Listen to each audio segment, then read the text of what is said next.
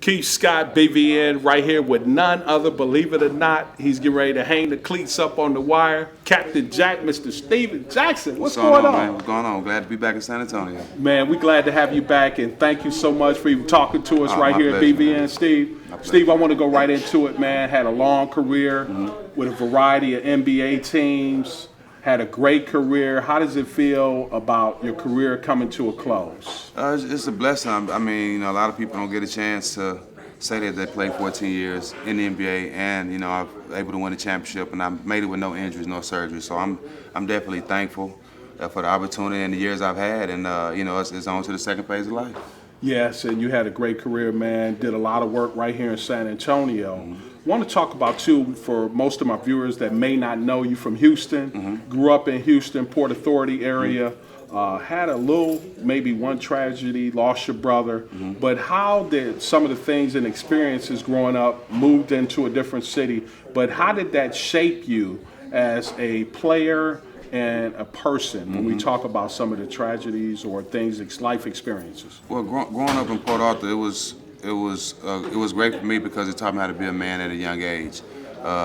Seeing a lot of stuff that go on in that city just matured me, and I owe a lot of my success to the city of Port Arthur, Texas, and which is not Houston, an hour away from Houston, but it's a small city with not too many opportunities, but I had great friends, great family, and a great support system that gave me the confidence to believe in myself to make it in basketball.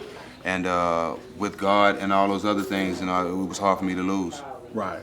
Yeah, and I know you played a part. Didn't you all have a soul food restaurant too? Also? Yeah. When I was growing up, my grandfather had a restaurant called Jackson and Company, and it was a nice pillar of the community on the west side for soul food. And a lot of people knew my grandfather for the church he built and for being a seaman for so long, and he had a lot of respect in the city. And I'm actually named after my grandfather, Stephen Jesse Jackson. His name was Jesse Jackson. Yeah, and I know he taught some great values, man. Even you took those even in your career outside of basketball. But tell us a little bit, one of those most memorable moments, man, with that uniform on. I mean, of course, raising that trophy, was the biggest feeling I've had, the best feeling I've had, as a Spur. But I think coming back, the second time I came back and was able to play good in the finals, the West Conference finals against Oklahoma. That felt good to come back, considering that I didn't get my contract the first time I was here. But just to be a champion and to say I wore the black and silver proud. And be able to come back to the city and get the love I'm getting now is priceless. Yeah, you got mad love here. We still love you, man. We wish you was playing another year. and one of the things I wanted to ask you is, man, you still got some life in those legs. What's going on? Why did you decide that it was time to hang, really to stop playing ball, Steve? Well, it didn't end the way I wanted it to end. I don't feel like I was getting the respect. Obviously, getting cut right before the playoffs here was something that didn't sit right with me. And I respect it. Obviously I didn't get the opportunity I wanted with the Clippers. So instead of me bouncing around, being in situations that I don't want to be in, correct. It's only right to hang it up. And I have no bad feelings. I'm thankful to the Spurs and to the NBA for everything, and for the 14 years. So like I said, it's time to move on, and I'm embracing it. I mean, I got to go out on my side. So it's only up from here. Okay. Well, most people know that you do lay it down on the mic too, and. What's next for Stephen? I know you got a spot out in the ATL. Tell us a little bit about the spot and some of your other endeavors that you're taking on with your retirement right now. Well, of course, I'm doing my music with Secret Society Entertainment. I got a lot of music that I'm going to continue to drop until I get the respect that I deserve in that.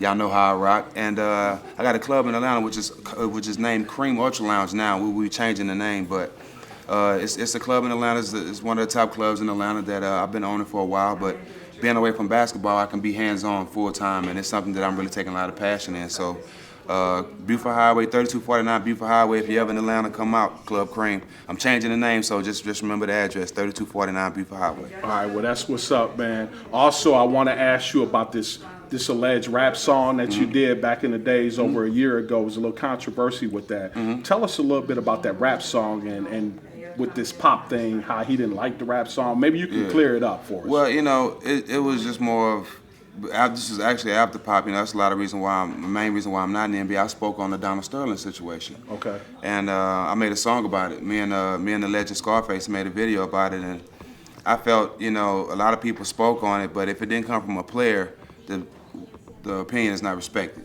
Right. So me being a player that always, you know, I'm gonna down my feet before I down my knees. I stood up and spoke my whole career. I'm gonna go out the same way. So me knowing that by doing this song it could end my career, I was fine with that because I was standing on something I believe in. Okay. And a lot of players didn't have the balls to say it, but I had the balls to say it. And it's a great song, and that song is timeless. It's gonna be around for a while, and it was speaking more on just Donald Sterling. It was speaking on Mike Brown and all the other kids that lost their lives to police violence. So, you know, I'm an advocate for doing right and speaking up, and I've always been that guy. Yes, you have, man, Stephen. Thank you for taking the time out, man. And I know you got a production, a film too, that you were working on. Oh, yeah, I'm glad you said it. Tell me a little bit about that film before we wrap up. Yeah, it's a movie called Candy that I shot with Boomtown. It's a guy out of Port Arthur as well. It's called Candy. It's the Texas version of Set It Off. You know, it's more of four beautiful females getting together and finding how to make money. Okay. You know, in the hood and through the ghettos of Beaumont, Texas and Port Arthur, Texas. So it's a great movie. I think people are gonna love it.